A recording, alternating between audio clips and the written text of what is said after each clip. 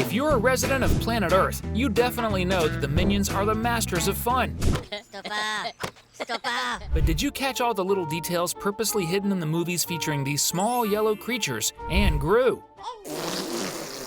For instance, in Despicable Me, when the ex-greatest villain in the world is putting the girls to bed, we can see that Edith has just made a rather peculiar drawing. She depicted a scenario where two minions are being abducted by an alien spaceship. The detail is that this drawing serves as a sort of early teaser for a scene in the next Gru and Family movie, which was released 4 years later, where we see two minions heading to their boss's backyard after hearing a strange noise. And we can see that one of them is completely abducted by a spaceship first, and then the other one meets the same fate. It's as if Edith had the gift of predicting the future and turned these visions into children's drawings. When I realized this, my mind definitely almost exploded. Check out all 15 mind-blowing details you missed in Minions and Despicable Me. So hop on this wave, because another Cinewave is starting now.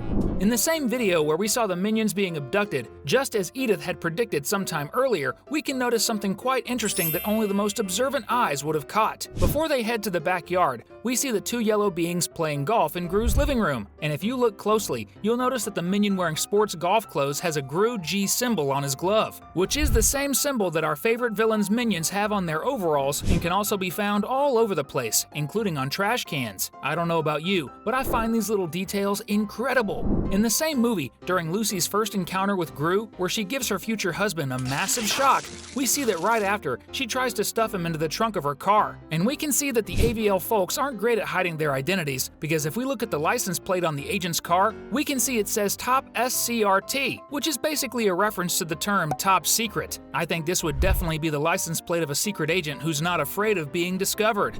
But when it comes to license plates, we can say that the franchise is a specialist in making puns with them. When Gru and his family go to Fredonia to meet our favorite villain's twin brother, the two brothers take a spin in Dru's super vehicle and stop next to a candy-only food truck. Dru takes the opportunity to jump into the vehicle and grab some sweets. If you look closely at the car's license plate, you'll notice it says FR33 Pig, which is a pun on free pig, which makes total sense, since Fredonia is a country where everything revolves around pig farming, so they're everywhere. Speaking of Dru, he is the complete opposite of Gru, as he has no talent for being a villain, but plenty of desire to learn the tricks of the trade. So much so that by the end of the movie, he, along with several minions, steals Gru's aircraft and sets off to commit evil deeds. If you look closely, you'll notice that standing next to Dru is none other than Mel himself, the same minion who led the revolt of the yellow creatures when they spent some time without serving Gru. And if you look closely, you'll notice that Mel is wearing the same cap that used to say I love Gru, but he crossed out Gru and wrote Dru by hand. Tell me, did you notice this detail? Because I never noticed it until now. And in honor of Gru's clumsy twin brother, if you're a Minions fan, comment below with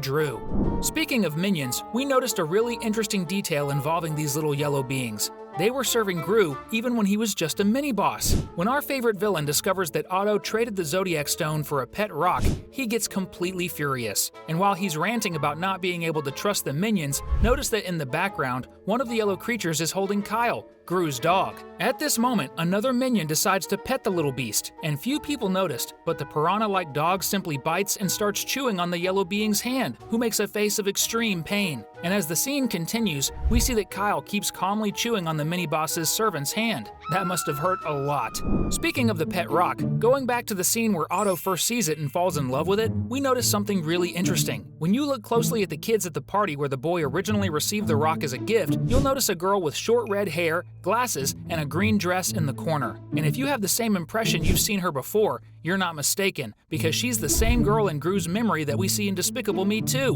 when he recalls his childhood. She's the girl who yells to everyone that the mini-boss touched her crush, causing everyone to run away in a panic as if Gru's touch was contagious and deadly. I don't know about you, but I don't like that girl. Moving on to the latest movie in the franchise, there's a scene where the minions are engaging in various new activities within the AVL, and we can see that even inside the Anti-Villain League, they don't stop messing around with each other.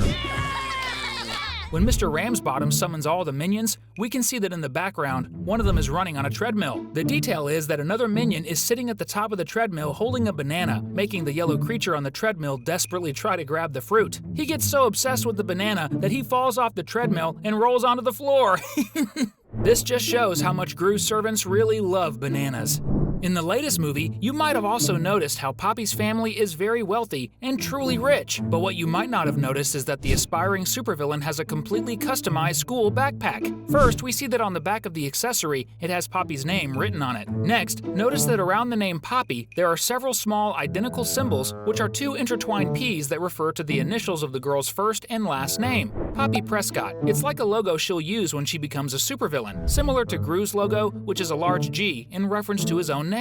And if you haven't subscribed to the channel yet, go ahead and click the button below right now and join our team!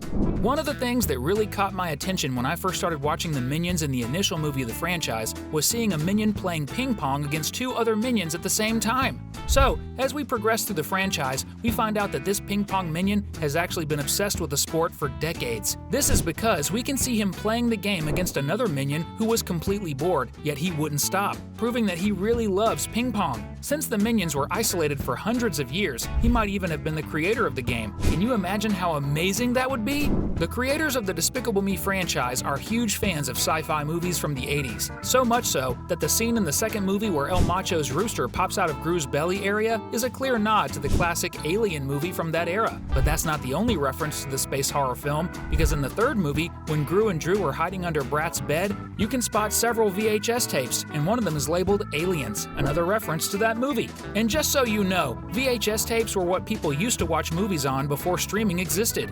In the Minions movie, when the three yellow beings are tasked with stealing the crown of the Queen of England, Bob ends up getting robotic arms and legs. And it's really cool the first time we see the equipment in action. The thing is, most of us didn't even realize, but in the background, while everyone was focused on Bob, we see a girl taking a photo with one of the royal guards. And if you just focus on the background, you'll notice that right after the photo is taken, the mustachioed guard tries to kiss the girl. Did he succeed? If it worked out, they're probably married with kids by now.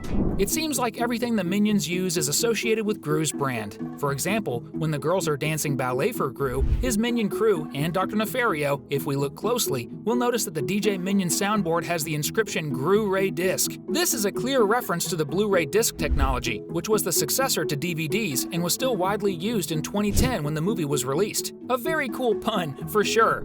Going back to the latest Despicable Me movie, specifically to the scene right after the quintet of yellow beings transforms into Mega Minions, we notice a small detail intentionally hidden by illumination in the movie. When all of Gru's Minions are celebrating, notice that in the corner, two Minions seem to be arguing with each other. You can even see one of them sticking his tongue out at the other while everyone else is celebrating. It seems like the Minions are always bickering among themselves, which definitely cracks me up. You've probably noticed by now that we really enjoy your company. So in addition to gathering these 15 hidden details from the Despicable Me and Minions franchise, we're leaving 2 super fun videos for you to keep enjoying with us. I've heard the one on the right is really good. If I were you, I'd definitely watch it.